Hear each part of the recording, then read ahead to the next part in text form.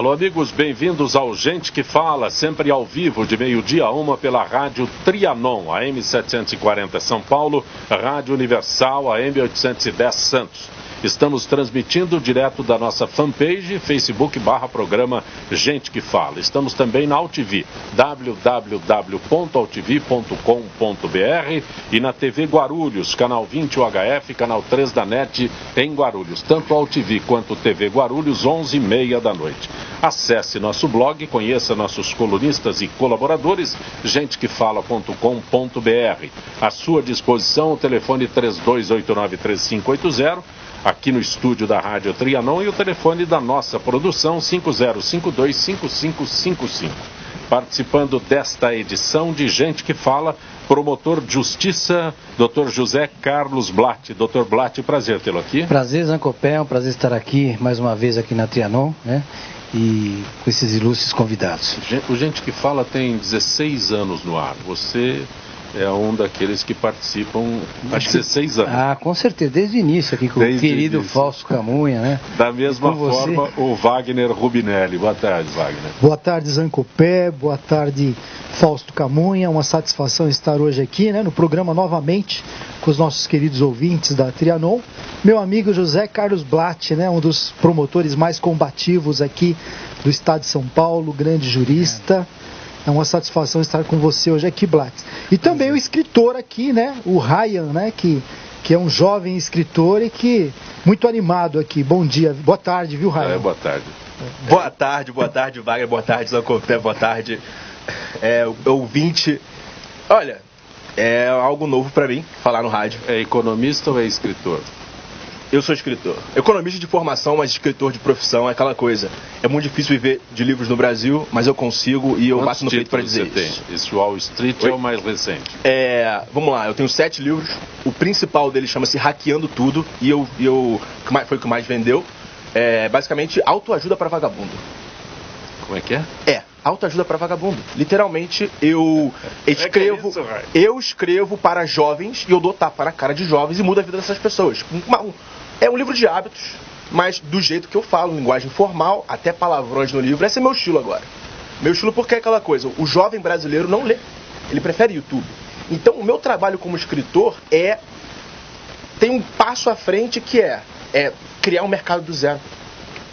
Porque eu leio muito e os livros realmente mudaram minha vida. E esse aqui, o de trabalho agora, é o livro Wall Street, que conta um pouco dos meus rolês, assim, que eu trabalhei na Bolsa de Valores de Nova York entre os 21 e os 23, numa época em que o Brasil era o queridinho da comunidade investidora do mundo. Então eu vivi aquilo em primeira pessoa e eu joguei isso aí no livro. Mas a gente fala mais sobre isso aí. Já a gente fala sobre isso. O promotor Dr. José Carlos Blatt, advogado Dr. Wagner Rubinelli, o economista e escritor Ryan Santos conosco.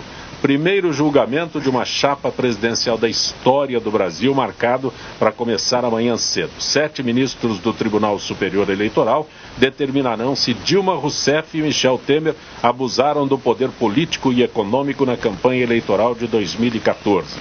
Como Dilma sofreu impeachment, a ação pode agora levar à cassação de seu vice, tornar ambos inelegíveis. Relatório do ministro Herman Benjamin, relator do processo e corregedor-geral da Justiça Eleitoral, aponta que votará pela cassação da chapa. Bom, isso eu estou antecipando aqui o que pode acontecer. Mas, Dr. Blatt, esse enunciado que eu li aqui é correto? Bom, primeiro... Quando eu digo que vai determinar se houve abuso, eu sou leigo, então eu estou... Terá início o julgamento, a instrução já foi encerrada, foram ouvidas testemunhas, tanto Dilma quanto Temer se defenderam, né, em memoriais.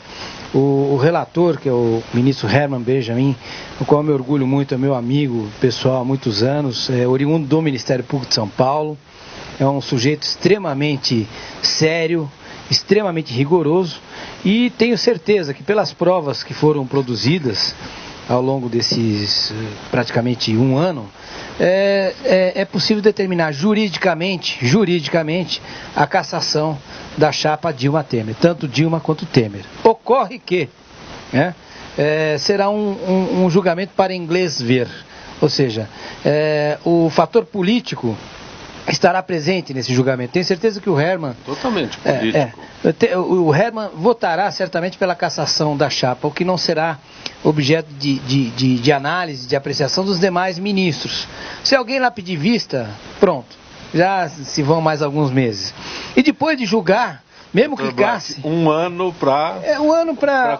Não, o anterior. Quase um ano para fazer a instrução. Um ano e pouco. Até o passado é incerto no Brasil. Até o passado é incerto. Um ano para se colher todos os elementos, tá certo? E a prova contundente, hein? Sim. Agora, se coloca em julgamento. Aí um ministro, de repente, resolve pedir vista.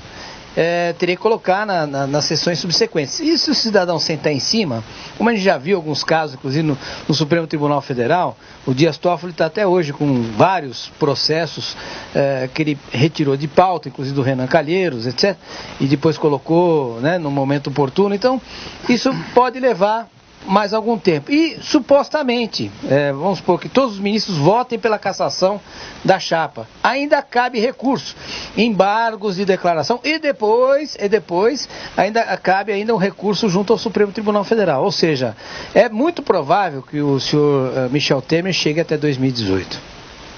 Dr. Wagner Rubinelli, advogado, enquanto o Dr. Blatt se pronuncia aí, você está contando o tempo para recurso, é isso? Não, eu comentei... Não tem nada a ver, é que é bem oportuno que tenha um promotor e um advogado. Eu até comentei... Ele foi assistente da acusação comigo na CPI da pirataria, ele como deputado federal fez um trabalho brilhante. O Wagner Rubinelli, aliás, é o meu orgulho de ser amigo dele. Obrigado. E de ter trabalhado com ele num momento extremamente delicado e que ele foi muito combativo, né, na figura de deputado e assim também muito competente como advogado. Obrigado. Eu quero concordar... Estou colocando a figura porque é um momento, eu sou leigo, eu não sei de direito, eu sou leigo. Então eu me aproveito porque, como ele falou, vai demorar, eu quero ver o lado do advogado, quanto tempo demora. Pode demorar bastante. Até comentei no programa anterior, é o que o Blatt falou do pedido de vista. O pedido de vista, ele é natural. Aqui no TJ ocorre bastante, todos os TJs, no STJ, no Supremo, no Tribunal de Contas, sempre quando tem um processo complexo, você pode ter o pedido de vista, alguém quer estudar um pouco mais, ou às vezes até mesmo quer ganhar tempo naquele processo, algumas vezes é isso, né, quer procrastinar o processo, a possível decisão, se for contrária, então pode demorar bastante. Depois, como foi muito bem colocado pelo Blatt, ainda cabe alguns recursos no próprio TSE. E depois ainda, em tese, poderia se tentar recorrer ao Supremo Tribunal Federal. E isso, com certeza, daria tempo, talvez, até do Temer chegar ao final do mandato. Mas se é um Tribunal Superior Eleitoral, cabe recurso de matérias constitucionais. Quando você tiver matéria eminentemente constitucional, você pode querer rediscutir aquilo no Supremo Tribunal Federal. Não são em todas as situações, em algumas. Cabe, né, Rubinelli, por exemplo, a questão de que eles querem cindir, ou seja, dividir a responsabilidade. A chapa é única, pelo que eu me lembro, né? Sim. A jurisprudência é fatiar. Eles querem fazer essa discussão no Supremo. Essa discussão vai chegar ao Supremo Tribunal Federal, até porque houve uma outra decisão esdrúxula na cassação, no impeachment da Dilma Rousseff, quando o Senado aprovou, e de repente o Lewandowski colocou mais uma quesitação perguntando sobre a inelegibilidade ou não da Dilma Rousseff, que estava implícito, inclusive no julgamento do Collor. O Collor, quando foi impeachmentado, já estava dentro do pacote, né? Na verdade seria dentro do pacote a inelegibilidade com o impeachment, né? Ou seja, e aqui ele abriu esse precedente perigoso, certamente a Dilma e o Temer vão discutir isso no Supremo. E é interessante porque no Supremo, Zancopé, você tem aqui hoje no Brasil uma figura que eu abomino, que eu acho horrível e que virou uma prática, inclusive com alguns ministros, o Barroso e tantos outros, que é o ativismo jurídico. Esquece-se a lei, CPP, Constituição, o que diz a lei, e aí o ministro ou aquele grupo de ministros vão de acordo com as convicções individuais dele, do grupo deles lá, políticas muitas vezes, é o ativismo. Então aqui no Brasil é assim, com essa prática do ativismo, vai ficar muito difícil para o advogado e até para o Ministério Público em algumas situações, porque está ali a letra da lei, a interpretação clara, o que o legislador quis dizer naquele caso, e aí vem aquele colegiado, ou mesmo independente de qual seja a corte, TJ, STJ, Supremo, e interpreta de uma forma totalmente diferente daquela que diz a legislação. Isso é o ativismo jurídico. É diferente de judicialização da política. As pessoas confundem um pouco. Judicialização da política é quando você leva todas as questões políticas para serem decididas do âmbito do judiciário. E o ativismo é quando o juiz, né, o magistrado e o Supremo está de uma passa a legislar praticamente. Legislar. Hoje o Supremo legisla, ele está usurpando poder do Congresso Nacional. Por quê? Nós temos um Congresso comprometido, né, um Congresso com a moral lá embaixo. Então o que acontece? O Supremo achou campo fértil para poder legislar. E aí ele vai decidir essa questão aí como ele quiser. Muitas vezes até vai deixar de lado a Constituição na interpretação, que a chapa é única, e dar uma interpretação diferente, como foi muito bem colocado pelo Dr. Blatt. O cidadão Rayan Santos, como é que vê isso daí? Eu vejo isso como uma perda de tempo. Você vai dedicar tantos recursos, tantas horas de trabalho para algo que, levando-se em conta, vai chegar a 2018, Temer vai terminar o mandato dele, vai ficar inelegível, mas ele não vai querer se eleger. Então, ele não vai concorrer à próxima não vai eleição. Concorrer, então, beleza. Se realmente julgarem depois, qual vai ser o efeito disso? Se cair para depois de 2018, qual vai ser o efeito disso? Nada, né? Porque ele já vai estar fora. Já vai estar fora? O efeito prático é apenas com relação ao sujeito, a pessoa física do Temer e da Dilma Rousseff, que ficariam inelegíveis por um período de 8 anos. Agora, sobre o efeito prático, é apenas esse, né? Despendeu-se aí, como disse o Rayan, um valor, porque custa caro. A hora negativa que é a impunidade, a sensação de impunidade. Então o Brasil merece efetivamente esse apelido do país da impunidade. O governo do Rio de Janeiro está nessa situação. O Pezão foi cassado? Sim. Certo? Foi cassado no TRE. Recorreu agora. Aqui nós estamos falando da Dilma e do Temer no TSE. Exato. No Rio de Janeiro, instância inferior, TSE cassou. Agora no Rio. TRE cassou o governador Pezão. Agora é o seguinte, o Pezão que se cuide, porque no Rio de Janeiro está todo mundo sendo preso, né? De repente ele vai governar atrás das grades, não sei, né? Isso já aconteceu no passado aqui em São Paulo. Estou fazendo uma relação de fatos, que é o que vai acontecer aqui com o caso do TSE. O Pezão até terminar os recursos junto ao Tribunal Superior Eleitoral, depois ingressar com os mais outros tantos recursos, outro recurso extraordinário junto ao Supremo Tribunal Federal, acabou o mandato dele. 2019, o outro acabou o mandato dele. Está tomando posse. Mas com relação ao Rio de Janeiro, acho interessante o que o Blatt falou, que o Blatt sempre foi tido aqui em São Paulo como um promotor muito rigoroso. Mas ele sempre foi muito rigoroso, mas ele foi muito criterioso no cumprimento da lei. E hoje a gente vê, em algumas situações, como advogado, a gente vê que existem alguns exageros, tanto em Curitiba como no Rio de Janeiro. Por exemplo, o Dr. Blatt, eu nunca vi na imprensa uma condução coercitiva do Dr. Blatt se uma pessoa que tivesse se negado de comparecer de forma espontânea uma primeira vez. Que é uma coisa que nós advogados não concordamos, né, com a condução coercitiva de uma pessoa que sequer foi intimada para comparecer. Então até eu faço essa comparação pelo seguinte, o Blatt ele sempre foi muito duro, mas muito correto no cumprimento do Código de Processo Penal, das legislações. Ele nunca quis assim ir além que desse abertura para uma polêmica. E a gente verifica como advogado que está acontecendo muito no Paraná, em Curitiba, né, e também no Rio de Janeiro. Então eu acho muito importante que seja punido, que as pessoas sejam processadas, mas que seja observado rigorosamente o que determina a lei. E acredito que em algumas situações o pessoal está sendo um pouquinho afoito e indo um pouco além. Eu estou de acordo e eu queria perguntar a vocês essa coisa de, vamos lá, meu livro que eu falei, Hackeando Tudo, tem tudo a ver com produtividade. Fazer mais em menos tempo. A pergunta a vocês é a seguinte: como é que a gente aumenta a velocidade de processos como esse? Não, sério, essa é uma pergunta que nos perturba. Nós da área jurídica. Fazer mais em menos tempo. Aumenta a morosidade. O grande problema é o seguinte: o Brasil já começa errado na sua Constituição Federal, onde permite a judicialização de qualquer tipo de conflito. O brasileiro é encrenqueiro.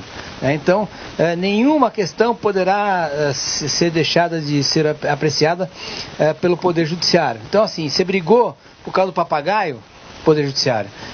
Seu vizinho riscou seu carro, Poder Judiciário. Então, fulano olhou feio para você, Poder Judiciário, né? Você não gostou de tal comentário, Poder Judiciário. Então, as questões menores até as de grande relevância, tudo é jogado dentro do Poder Judiciário. Então, fica difícil fazer uma sistematização para acelerar, porque aí entram as regalias. Eu tenho uma ação, tenho 50 anos, mas o fulano que tem 70, uma ação menos relevante, mas como ele tem 70 anos, ele tem direito à prioridade. E aí vão se criando tantas possibilidades que o judiciário ele simplesmente hoje é uma caixa preta, né? Literalmente, né? Se a gente falar de alguns aspectos, inclusive com relação a algumas decisões bastante estranhas, né?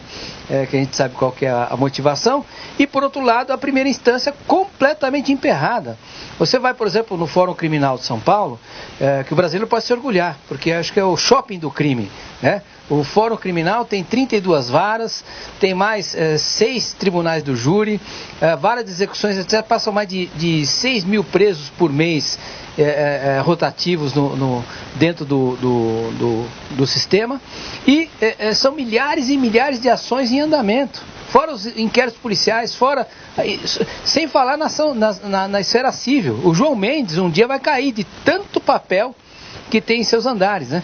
Então, nessa perspectiva, além da questão física, nós temos também, infelizmente, a questão legal, né? Onde se permitem muitos recursos que acabam, obviamente, levando a esse emperramento total da justiça. Hoje, é praticamente impossível você prever, dizer assim, olha, eu estou entrando com uma ação hoje, o Rubinelli como advogado, fala assim, para o seu cliente, a sua ação vai ser julgada em 2 anos.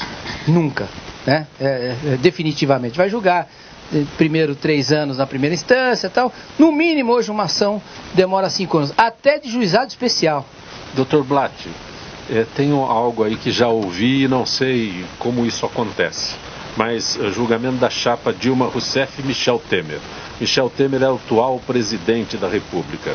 Aí o que se questiona é que ele não pode ser atingido porque isso é um fato que aconteceu anterior ao seu governo. Jesus, então, aí nós temos um problema que também... Eu arrumei tem mais uma questão, inclusive de ordem constitucional. Ele não pode, durante o mandato como presidente, ser processado criminalmente por algo que ele praticou antes. Vai ter que esperar o final do mandato para ele poder ser julgado. E nós temos ainda um outro problema, São Copé, que a gente está esquecendo aqui, que é o maldito foro privilegiado. Sim. Né?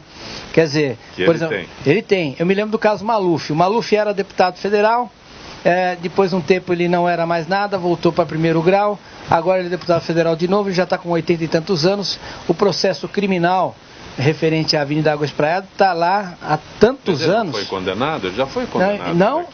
Não, está no Supremo Tribunal Federal ainda em andamento, a ação penal. E a ação civil, ela ainda está em fase de instrução. Já se foram, sei lá, foi em 2002 esse troço, a ação proposta. Ele está lá porque a ficha limpa dele... 15 anos que o processo civil não anda. Só que é o seguinte, nós conseguimos em Nova York um andamento muito mais rápido e ele não pode botar o pezinho para fora do Brasil, né? É um deputado que tem que cumprir na integralidade, né, a sua brasilidade, ou seja, ele não pode sair do Brasil, não pode ir para a França, não pode nem botar o pezinho no Paraguai que a Interpol pega. Não pode sair na comunidade europeia. De jeito nenhum. Não pode sair é um deputado preso ao seu país. Exercendo a cidadania. Mas e a terceirização? O presidente Temer sancionou a sexta-feira o projeto de lei que regulamenta terceirização no país em todas as atividades. A ideia inicial do governo era aguardar o projeto do Senado que traz essas garantias para sancionar os dois juntos. Wagner Rubinelli foi deputado federal, isso pode acontecer? O projeto não foi ainda discutido e já foi aprovado? Já foi sancionado? Não, o projeto, esse que foi sancionado aqui, ele estava no seu trâmite correto, né? Esse daqui especificamente. Né? Sim, mas por que o Senado ainda? Provavelmente deveria ter um outro projeto em discussão no Senado. E aí, Pode ser que eles quisessem fazer a discussão de forma englobada dos dois projetos, ou verificar se existia temas iguais nos dois projetos, porque, obviamente, se tivesse tido qualquer problema de trâmite do projeto de ser aprovado em uma das casas e não ter sido aprovado na outra, ele não poderia ser sancionado, tá? Aqui, ó, o presidente Temer sancionou na sexta à noite o projeto de lei que regulamenta em todas as atividades, né? Então, a ideia era guardar o projeto do Senado, sinal que deveria ter um outro projeto do Senado. Ele já saiu e já por quê? Sancionou. Porque provavelmente provavelmente ele tinha mais interesse. Esse projeto não é recente. Ele tinha mais interesse de aprovar o dele do que o do Senado.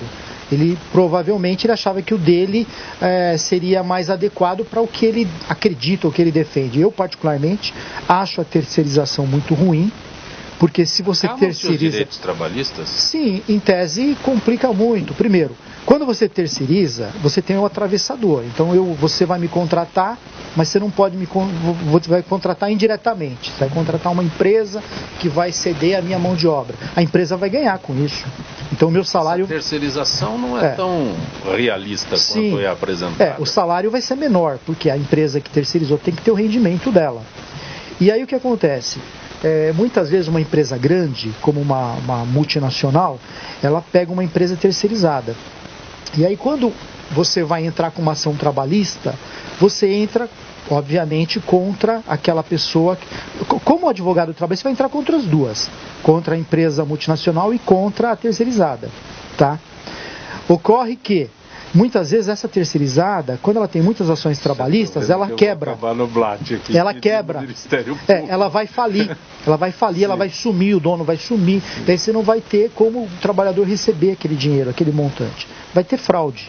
Né? E aí você vai ter que ir no BLAT, no Ministério Público. O cara vai contratar um monte de gente. Por isso que eu disse. Desculpa, Rubinelli, assim, só queria fazer uma colocação. Não, quanto mais esclarecer, com relação à Justiça do Trabalho, hoje eu acho a Justiça do Trabalho um grande balcão de negócios, né? O 15º salário ou a chance de ouro do empregado em muitas situações em que ele não merece. Digo isso por quê? A gente percebe, não é a minha área, mas a gente conhece de longa data, que de repente o cidadão trabalha numa empresa, recebe todos os seus direitos e de repente ele está passando por uma dificuldade, ele resolve então optar por um caminho bem tranquilo. Procura um advogado trabalhista que faz lá um cálculo, né? Se ele trabalhou um ano ganhando R$1.000 por mês, ele pede 50 mil para a empresa, arrola 2 ou 3 testemunhas para dizer que ele trabalhava 58 horas por dia, né? E chega no dia da tal audiência, que é uma audiência só, única, né? O juiz trabalhista não está preocupado em apurar a verdade, está preocupado em fazer um acordo. E sempre quem perde é a empresa. Então, óbvio que há casos absolutamente injustos praticados pelos empresários, mas passou a ser um instrumento de negociação ou de negociata por parte dos empregados. Então, a terceirização chega no momento que eu acho que é fundamental discutir não só a terceirização, mas a reforma trabalhista, a reforma tributária, porque hoje o empregado para o empresário sai muito caro. E o empregado não recebe o dinheiro que a empresa está pagando para o governo. Os 40%, 70% da oneração. 110%, é isso? 110%. 110% quer dizer, sai muito caro. O salário de 1.000 custa para a empresa 1.100. Por que não repassar, ao invés de passar esse valor para o governo e para sindicato? Assim, é uma coisa assim, é uma indústria que criaram ao redor e quem sempre perde, veja, é o empregador de um lado e o empregado do outro, né? Quem está sempre ganhando é o governo e os sindicatos, né? Então, e essa indústria da Justiça do Trabalho. Então me parece que chegou a hora porque acho que no mundo inteiro acho que não há algo semelhante ao que nós temos aqui. Lá nos Estados Unidos, Raia, como é que é lá? É o seguinte, você chega para alguém da geração Y, 20 e poucos anos, pergunta para ele, em que país do mundo você gostaria de trabalhar? Você ouve respostas como Estados Unidos, Inglaterra, Singapura, Austrália. O que esses países têm em comum?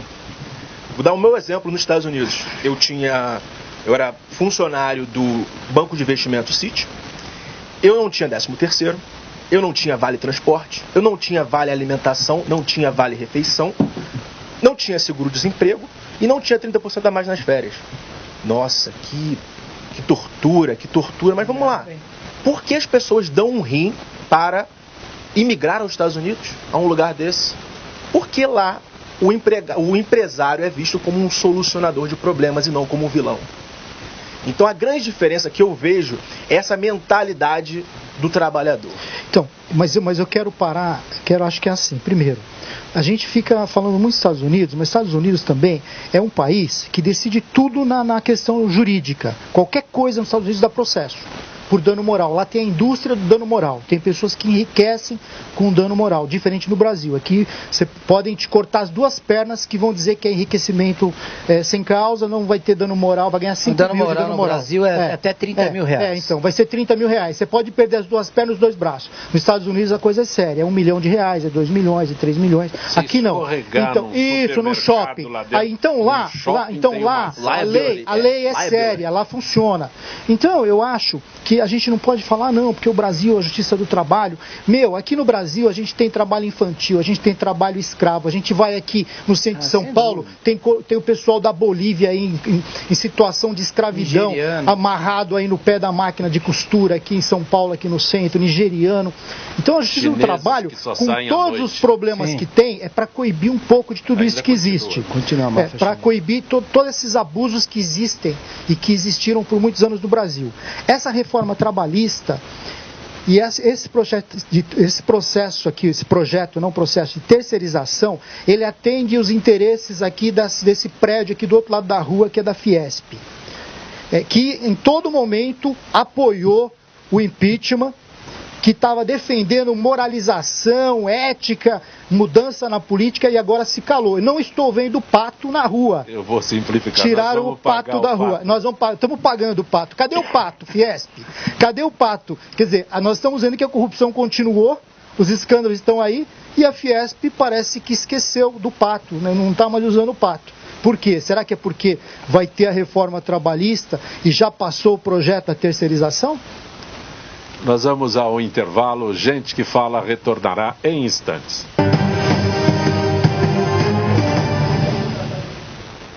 Olá, amigos do programa Gente que Fala Evento. Sejam bem-vindos para mais uma edição especial sobre água. Vamos ouvir a jornalista Vanessa Palazzi entrevistando a nutricionista Roseli Rossi. Minha querida Roseli Rossi, sugestões não faltam para melhorar as condições da nossa água, não jogar lixo nos rios e lagos, economizar água nas atividades cotidianas, banho, na escovação de dentes, lavagem de louças, reutilizar a água em diversas situações, respeitar as regiões de mananciais e divulgar ideias ecológicas para amigos, parentes e outras pessoas. Então perguntamos para você, querida Roseli, quais os cuidados que uma dona de casa deve tomar para usar a água com o máximo de correção, seja para cozinhar ou apenas para lavar a louça? Eu acho que, como já foi dito aqui, essa questão de lavar, cuidar da caixa d'água, né? Ter essa periodicidade para fazer essa limpeza da caixa d'água e essa vigilância nos canos, como foi dito aqui, é imprescindível, uma vez que a gente tem a Sabesp, que cuida com todo esse aprimoramento, com essa tecnologia, para chegar uma água com qualidade, a gente tem que fazer a nossa parte. É que a gente sempre espera que o outro faça, né? E criticar é muito mais fácil. Então cabe a cada um de nós já ter esse tipo de controle. Segundo, é lógico, a gente ter um filtro de boa qualidade. Se eu estou falando com o bebezinho, estou cuidando, fazendo a hidratação do bebê, a mamadeira do bebê, aí eu vou ter um filtro com boa qualidade, porque ele tem uma outra necessidade. Se eu estou falando com pessoas idosas, pessoas doentes, também eu tenho um outro tipo de cuidado que eu tenho que ter na água que eu vou utilizar para essa pessoa beber. Então depende, cada caso é um caso, mas eu acho que cada um de nós tem que ter esse tipo de cuidado, pelo menos, né? Temos essa obrigação de compartilhar essa informação, cada qual com o seu segmento, para que a gente consiga, nem que gradativamente, mudar, né, aos poucos a cabeça com o conhecimento das pessoas e fazer uma sociedade melhor. A água é vital, a água é vida, né? Tanto é que o ser nasce banhado nesse meio líquido, né? O bebezinho. E aí a gente sabe que nosso corpo é formado por 60% de água. 70% estão nos nossos músculos. O restante na parte de secreções, da linfa. Então a gente sabe o poder que a água tem no nosso organismo. A gente consegue ficar muito mais tempo sem comer do que sem beber. É este recado que nós aqui do programa Gente que Fala temos deixado para vocês, aos nossos ouvintes, espectadores. Muito obrigado pela atenção. Encerramos mais uma edição desse evento que tem o patrocínio da Sabesp. A gente se encontra no próximo programa. Você está conosco no Gente que Fala pela Rádio Trianon, AM 740 São Paulo, Rádio Universal, AM 810 Santos, AltV, www.altv.com.br, TV Guarulhos, canal 20 UHF, canal 3 da NET em Guarulhos. Conosco hoje o promotor de justiça, Dr. José Carlos Blatt, o advogado Dr. Wagner Rubinelli e o escritor Ryan Santos, autor do livro Wall Street, a saga de um brasileiro em Nova York. Premiado esse título, vencedor do prêmio Amazon 2016. Foi uma felicidade enorme ter meu nome lá na lista do Amazon. Nessa época eu ainda não tinha uma editora. Eu era escritor independente. O que eu fazia? Eu sempre gostei muito de escrever. Eu escrevia no Word. Você disse que gosta muito de ler, gosta muito de escrever. No passado foram 208 livros que eu li. Na verdade eu li entre aspas porque eu escuto audiolivro. Eu sou um cara hiperativo, como vocês viram por aqui. Então, eu não consigo, eu não tenho essa, eu tenho uma dificuldade de sentar a bunda na cadeira e ler um livro de cabo a rabo. Então, quando eu tinha uns 21 anos, eu descobri o poder dos audiolivros e eu comecei a escutar. Hoje em dia, você me vê pela rua, eu tô com um fone muito grande no ouvido e parece que, um negão carioca deve estar escutando funk, não. Tô sempre escutando um audiolivro por aí. Quantos audiolivros você já ouviu? Mais de 500. Eu tô nessa vibe desde os 20 anos de idade. Tem um hackzinho que é o seguinte. Antes disso você lia no... Eu não conseguia terminar um livro por ano. Um livro por ano era a minha média. E eu não conseguia terminar esse livro. Porque eu realmente tinha essa dificuldade. Mas é uma dificuldade que é comum à minha geração. É sentar e ler. Então esse é um dos objetivos que eu tenho na minha escrita. É o seguinte, olha só. A narrativa tem que ser acelerada, a parte do livro físico, livro digital, tem que ter muito espaço entre os parágrafos, parágrafos pequenos, linguagem informal, senão a pessoa larga o livro e não lê.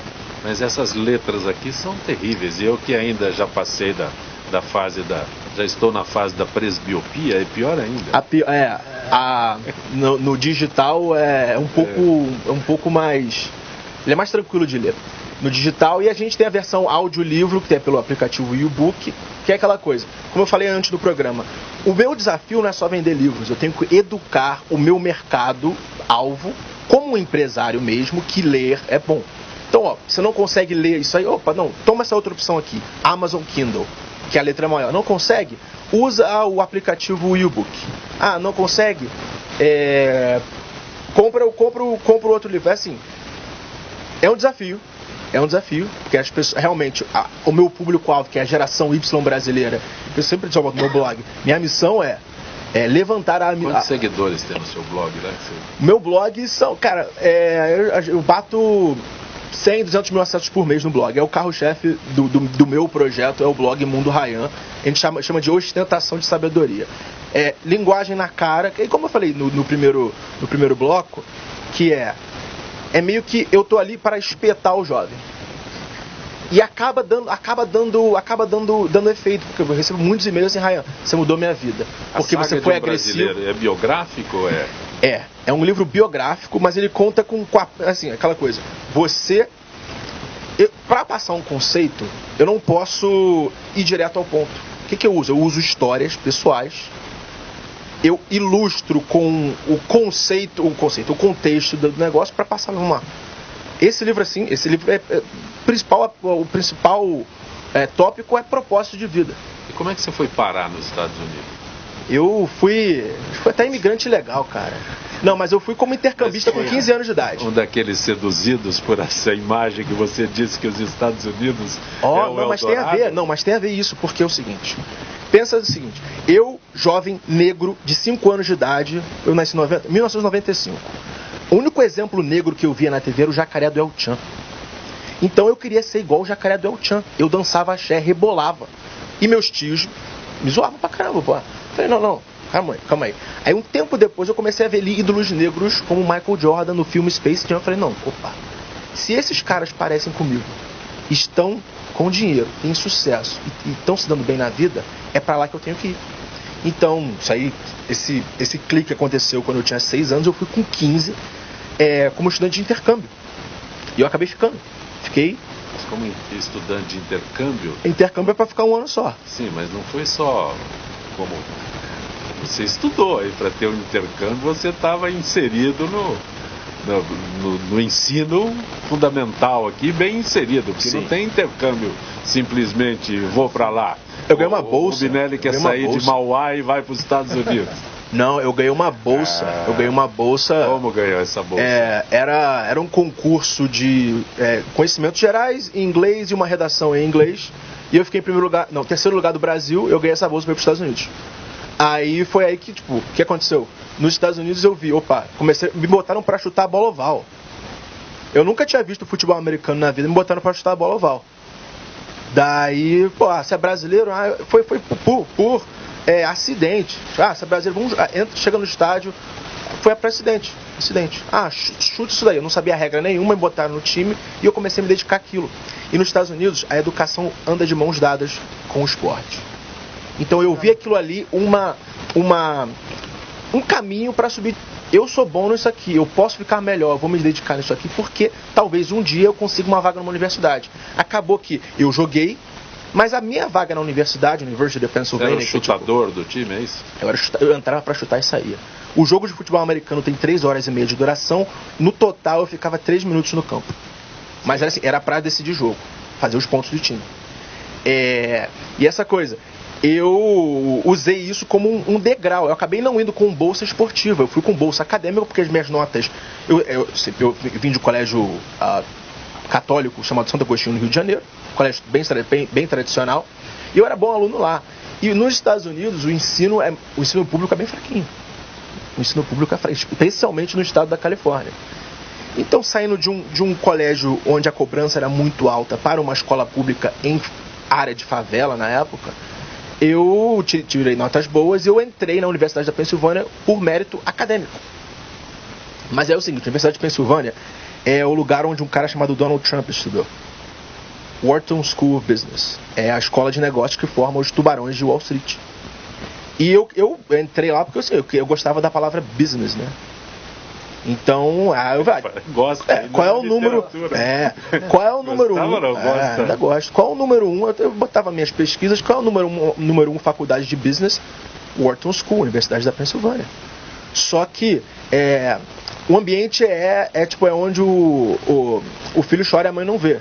É briga de cachorro grande desde os 17 anos. A gente está estudando coisas de negócios, valuation, contabilidade, avaliação de empresa, investimento, desde os 17 anos.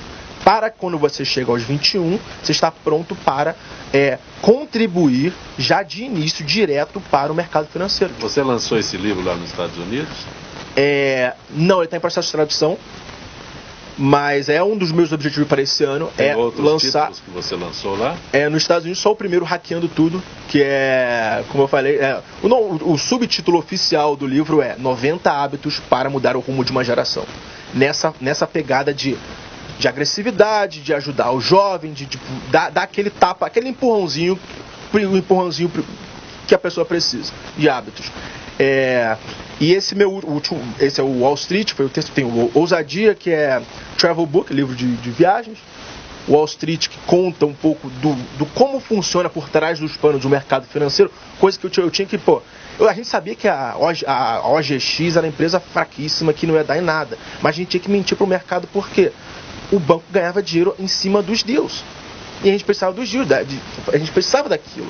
Então eu vivi tudo que está caindo no ventilador, eu vivi lá como um júnior, um molequinho de 21 anos, negro, brasileiro, que não tá... Eu não sei, eu entrei, olha só, eu entrei em Wall Street, no mercado financeiro, porque eu não sabia o que eu queria fazer da vida. Quando a pessoa não sabe o que quer fazer da vida nos Estados Unidos, e ela vem de uma universidade top, ela faz o que todo mundo está fazendo, que é vender a alma pro dinheiro. No livro eu sempre falo, olha só, eu era uma prostituta. A prostituta vende o corpo pelo dinheiro, eu vendi minha alma pelo dinheiro. Aí, não vou dar muito spoiler não, tá aí, ó. Olha, estão nos acompanhando pelo Facebook a Flávia Carvalho. Flávia, obrigado pelo carinho. A Flávia divulga o Gente que Fala para todos aí. ela tem um grupo, um blog, né, Fanáticas pelo Tricô, que tem 240 mil participantes, e ela já colocou lá, a Flávia Carvalho, nossa divulgadora. Flávia, um beijo carinhoso. Wanda Moreira, Marcelo Jorges, Lúcia Matsumara, Eduardo Cavicchioli, Maria Faiocchi, minha querida Maria Faiocchi, advogada, e a Marta Geller, doutora Marta Geller, grato pelo carinho de vocês acompanhando através do Facebook. Lúcia do Tatuapé. Rubinelli, qual a sua avaliação sobre o trabalho da Defensoria Pública Paulista? Eu acho muito importante, fundamental. Acho que a Defensoria Pública ela tem que receber até mais atenção. Eu acho que ela tem sido colocada um pouco de lado. Ela tem que estar mais, ela tem que estar mais estruturada. É fundamental a Defensoria. Tem pessoas que dependem desse trabalho, mas ainda temos defensores talvez em número insuficiente. Precisa ter mais defensores, é preciso valorizar os atuais defensores. Então eu acho fundamental, muito importante. E eles vêm fazendo um grande trabalho. Na cidade de Mauá, por exemplo, fantástico o trabalho que eles realizam no Grande ABC, que é a região que eu atuo mais, né? Dr. Blatt, o Jaime do Jardim Bonfilhori repete a pergunta. Quando será a opinião pública vai entender que jornal não é tribunal, repórter não é juiz, editor não é desembargador? E que mais? O Jaime. E também, de repente, vira policial, vira promotor, né? Vira advogado, né? Censor, enfim. O jornalista, ele tem um papel fundamental no Estado Democrático de Direito. Ocorre que nos últimos tempos, inclusive com as denominadas delações premiadas, que precisam ser vistas com muito cuidado, apesar da contundência, elas são só início de prova. Então o que acontece? Sai alguma coisa, como saiu essa semana do senador Aécio Neves, ou saiu de outros políticos e tal, e que não foram confirmadas ainda, não se sabe ao certo do que se trata, eles já colocam como manchete de primeira página, né, que fulano de tal cobrou 100 milhões. Já. Pronto. Mas peraí. Já formou opinião, já formou opinião e já julgou. Tanto é que eu, como promotor de justiça, nesses últimos 25 anos, sempre à frente na trincheira, a gente tem tomado muito cuidado, tem que tomar muito cuidado com aquilo que é dito, né? Na qualidade de autoridade. E às vezes um documento vazado que o jornalista tem acesso, ele acaba distorcendo e acaba levando, obviamente, o nome das pessoas para a lama. Então, assiste razão ao Jaime. O repórter tem que se reportar aos fatos. Ele não pode fazer um pré-julgamento. E se não tiver segurança da sua fonte, ou se aquilo efetivamente não estiver devidamente comprovado, né, e não for transmitido como algo suspeito, não como um indicativo final, né, como uma condenação, é importante que a gente comece a analisar esse lado que acaba sendo profundamente injusto com algumas pessoas, né? Eu, como promotor, eu prefiro não condenar uma pessoa na dúvida, não pedir a condenação de uma pessoa na dúvida, mesmo sabendo que essa pessoa tem alguma coisa indicativo, mas a prova não seja contundente. Porque numa dessas você pode levar também o inocente para trás das grades. Então, a perspectiva hoje, o mundo é muito rápido, muito sério, como o Ryan falou aí, né? As redes sociais, elas fazem um pré-julgamento terrível das pessoas. Ou seja, é uma coisa tão rápida, não dá nem tempo da pessoa se defender, porque já entrou outro no escândalo, né? É um escândalo a cada segundo, e o jornalista tem que ter essa responsabilidade de checar efetivamente antes de publicar qualquer coisa, senão vira um tribunal de exceção. Nós vamos abrir mais uma vez espaço no nosso Gente que Fala para o Ricardo Godoy. Olá, amigos do programa Gente que Fala Eventos. Sejam bem-vindos para mais uma edição especial sobre água. Vamos ouvir a jornalista Vanessa Palazzi entrevistando as cantoras Paula Gauss e Sônia Presta. Bom, vamos falar Dia Mundial da Água. Eu quero ouvir as nossas brilhantes cantoras aqui. Sabe que dia que eu comecei a dar muito valor para a água? No ano passado eu estive no sertão do Nordeste. É muito sério isso. E eu estive com mulheres rendeiras maravilhosas num projeto que chama Olhar do Sertão. E eu não poderia imaginar, a gente vê assim, ouve, mas quando a gente vive aquela realidade, sabe que você passar um dia inteiro sem lavar a mão e fazer um trabalho e realizar um trabalho ali. Na hora que eu lavava minha mão à noite, quando eu chegava em outro lugar, porque naquela região que eu estava fazendo esse trabalho não tinha água, assim como a gente tem, a água saía na pia um caldo preto. Cada copinho desse, hoje, depois dessa minha viagem no Nordeste, tem um valor diferente para mim. E agora vamos lá, dona Sônia Presta. Eu queria comentar com vocês sobre a água que chega até a nossa casa. Os paulistanos, de uma maneira geral, são muito privilegiados, porque a água que chega até a nossa casa, se nós temos uma boa condição na nossa caixa d'água e no encanamento da nossa água, nós podemos beber sim a nossa água da torneira. Nossa água é muito boa. É muito boa. A qualidade da água que a Sabesp nos fornece é uma qualidade comprovada. Eu estive na Sabesp, acompanhei os testes clínicos e vi a seriedade com que a Sabesp trata a água em São Paulo. Então, muitas pessoas têm problema, inclusive eu até dei meu depoimento, eu sou farmacêutica bioquímica, sou especializada em alimentos. Então, todas as vezes a gente fica pensando, vou fazer café, vou usar água do filtro. Vou fazer café, vou usar água mineral. Por quê? A gente tem hábito de fazer isso e vai contaminar. Não vai contaminar. Então, pode usar sim água da torneira. Claro que a gente tem que fazer inspeção de caixa d'água, tem que fazer inspeção do encanamento, porque não adianta nada. A água chega limpinha, tratada na nossa casa, e aí a gente tem uma contaminação dentro da casa. Mas a nossa qualidade da água é maravilhosa sim. E as pessoas falam assim, mas a água tem cheiro de cloro, vai fazer... Não, justamente por ter um pouquinho de cheiro de cloro, que é muito, muito insignificante, é que é segura para você. Então pode tomar água sim. É este recado que nós aqui do programa Gente que Fala queremos deixar para vocês, aos nossos ouvintes, espectadores. Muito obrigado pela atenção. Encerramos mais uma edição desse evento que tem o patrocínio da Sabesp. A gente se encontra no próximo programa. Gente que Fala pela rádio Trianon. Conosco o advogado Dr. Wagner Rubinelli, o escritor Ryan Santos, promotor de justiça Dr. Blatt. Dr. Blatt, que lista é essa de proteção para proteção da polícia a jornalistas durante protestos? Bom, acho que essa lista... inteirado do assunto. Estou inteirado, sim. É o seguinte, o Ministério Público, a Promotoria dos Direitos Humanos, mandou uma recomendação à Polícia Militar com relação a procedimentos referentes a assegurar a atividade dos jornalistas durante os protestos.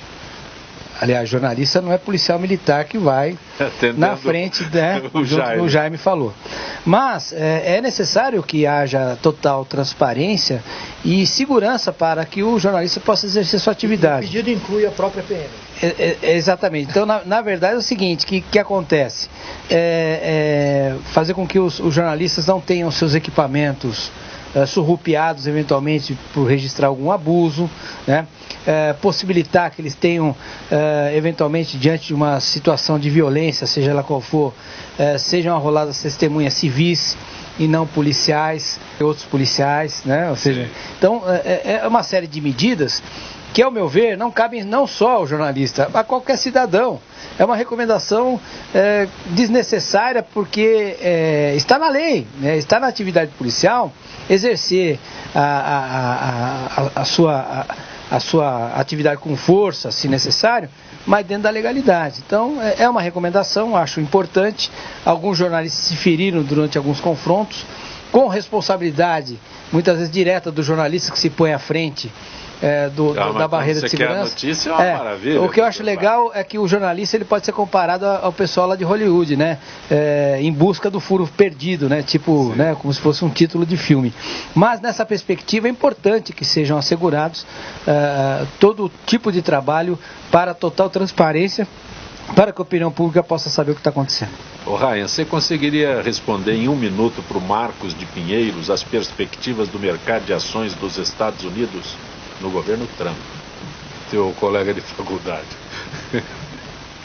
Mercado de ações dos Estados Unidos é aquela coisa, o mundo inteiro ficou surpreso com a eleição do Trump e no dia seguinte, não, o mercado vai cair igual. Mas você que viveu nos Estados Unidos, não foi surpresa a eleição dele?